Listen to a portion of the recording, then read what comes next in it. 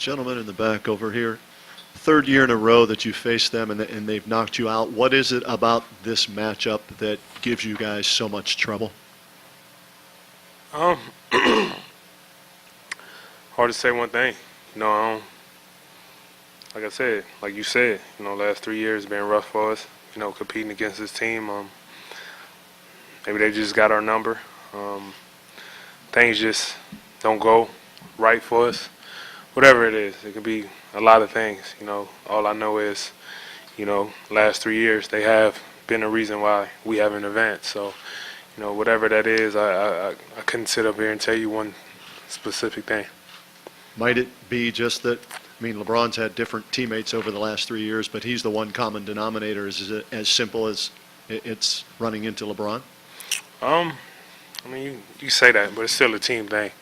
It's not just him going out there scoring 128 points. The guys around him that, he get involved in the game, make plays for them. A lot of things he do for his teammates, get them going. It's definitely been a challenge for us over the years. Sportsnet. Kyle, you and many others understandably going into this game talked about the fight. Was the loss frustrating or the way you lost, getting blown out as badly as you did? The loss. Both. It's all frustrating. It's just, it's kind of a one in both. The kind of same thing right now. Did you expect more of a fight, though, obviously? You guys were not anticipating losing like this. We lost, so it's frustrating either way.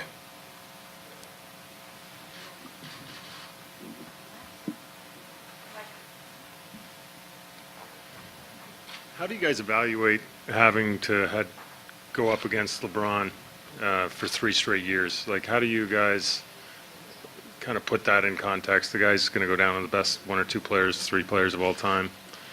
And, he certainly showed it in this series. So do you are you hard on yourselves because you couldn't get it done? Or do you kind of almost feel like it's your bad luck that you keep running into him?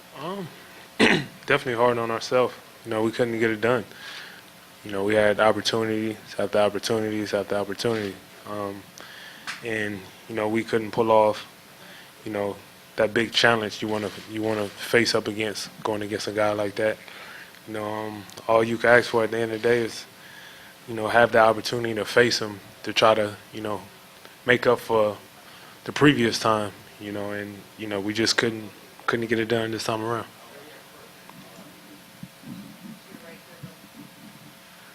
Bruce Arthur from the Toronto Star. DeMar, you are always hard on yourself. This was a very tough series for you and a tough night for you. What happened in this series in terms of how they affected you and maybe how you feel about how you played? I always take accountability on my end, how I play individually as a leader, every step of the way. With me understanding that they was going to try to take me out the game, try to beat them with the pass, just try to make the right plays to try to get us going, get a rhythm going, not just for myself, for my teammates as well. And, for myself, couldn't find a rhythm and, we couldn't get it clicking like we normally did during the regular season. You try to improve yourself every year. Is there anything in this series that you look at and say, that's what I need to get better at? For sure. At some point, I'm going to sit down, reevaluate myself from top to bottom and, figure out, understand, study, and come back a lot better. Tom Reed from The Athletic. This is for either guy. You saw what the Cavs kind of went through the course of the season at point guard.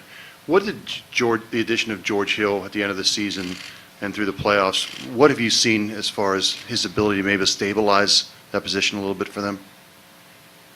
He's an experienced point guard, He was brought here to handle the ball, do his job, and that's what he did, fulfill that one spot.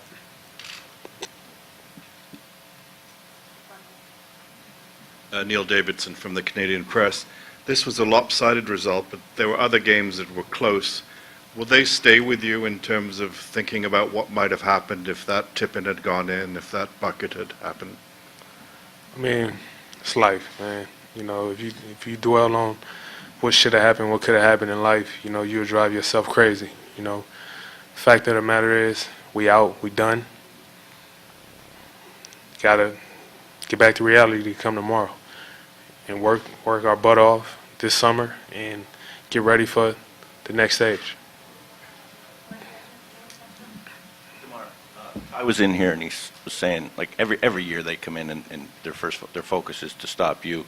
Did you see anything different from what they did this time around as opposed to previous years? Nah. You know, like I said, you know, I knew they was gonna come out, blitz me, try to get the ball out of my hands, and you know, it was on me to be able to make the right plays. You know, they did a great job in their secondary defense. You know, when I got off the ball, you know, forced us to make passes we didn't want to make. You know, got in pass lane, got steals, kind of knocked our rhythm off offensively, and you know, that was one thing that we were struggling with for the first time all year. For either guy, Eli Mooney, maybe radio. Coach Casey was saying that, like, with every great, somebody has to dethrone the great, and LeBron would be the great in this situation. After falling short the last couple of years, do you still feel that you guys are that team that will eventually dethrone LeBron in the East?